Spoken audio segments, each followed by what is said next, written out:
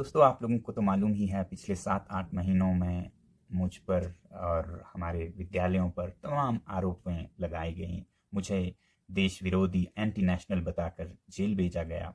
और वैसे ही हमारे विद्यालय सेक्मोल अल्टरनेटिव स्कूल और हयाल अल्टरनेटिव यूनिवर्सिटी पर अलग अलग किस्म के जांच, वो CBI, ED, FEMA, FCRA, income tax, GST, जो भी जांच विभाग हैं सब ने जांच की, मगर सच्चाई सुप्रीम कोर्ट के फर्श पर निकलता गया और देश भर ने देखा और सरकार ने भी देखा कि सत्यमेव जयते होती है। और इसीलिए उन्होंने बातचीत का माहौल दोबारा से बनाने के लिए जो आरोप थे उसको वापस लिया और एनएसए के इस जेल को रद्द किया। दिलचस्प बात यह है कि हयाल अल्टरनेटिव यूनिवर्सिटी इन आरोपों के दौरान भी और उसके बाद भी दुनिया पर और देश पर अपना छाप छोड़ता गया।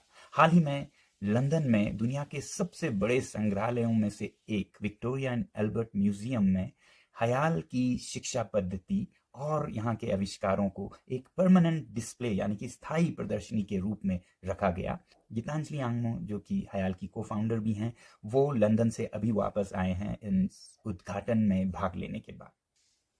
जनरली म्यूजियम्स में ऐसी कलाकृतियां या आर्टिफैक्ट्स रखे जाते हैं जो हिस्ट्री के किसी पहलू को दर्शाते हैं, लेकिन ये जो विक्टोरिया एंड एल्बर्ट स्ट्रैटफोर्ड में जो ईस्ट ऑफ लंदन में सेटअप हुआ है, ये व्हाई वी मेक की थीम पे आधारित है। तो इसमें सजीव प्रणालियां, लिविंग सिस्टम्स दर्शाए गए हैं जो कि फ्यूचर में हमें कैसे जीना है इसको दर्शाते हैं। तो हयाल के आइस कूप आर्टिफिशियल ग्लेशियर जो कि वाटर स्टोरेज सॉल्यूशंस हैं, या पैसिव सोलर हीटेड बिल्डिंग्स जो कि रीजेनरेटिव हैबिटेट्स को दर्शाते हैं, या हयाल की एजुकेशनल पेडागोजी जो कि integral education, holistic education, experiential education को डिपिक्ट करती है, या हयाल का मास्टर प्लान जो कि एक रीजेनरेटिव मास्टर प्लान है। तो ये सब ऐसे प्रदर्शनियां हैं जहां पर हयाल जस्ट एक कैंपस के रूप में दर्शाया नहीं गया है, but it has become a living laboratory for a civilisational shift. तो थ्रू दिस हयाल has entered the global imagination for what and how the future can be. और ये विक्टोरिया एंड एल्बर्ट के 1.5 मिलियन एग्जिबिट से इसमें 500 exhibits को उन्होंने choose किया है।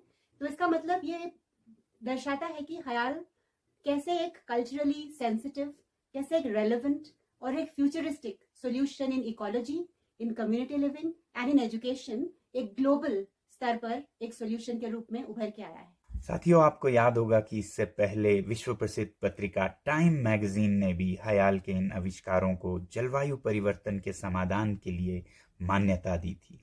अब देखना यह है कि हमारा अपना देश, अपनी सरकार इसे कैसी मान्यता देती है, या फिर इसे घुट घुट कर दम तोड़ने पर मजबूर करती है। हयाल के इस सफर में हम सफर बनकर जुड़े रहिएगा। जुड़े और जय हिंद।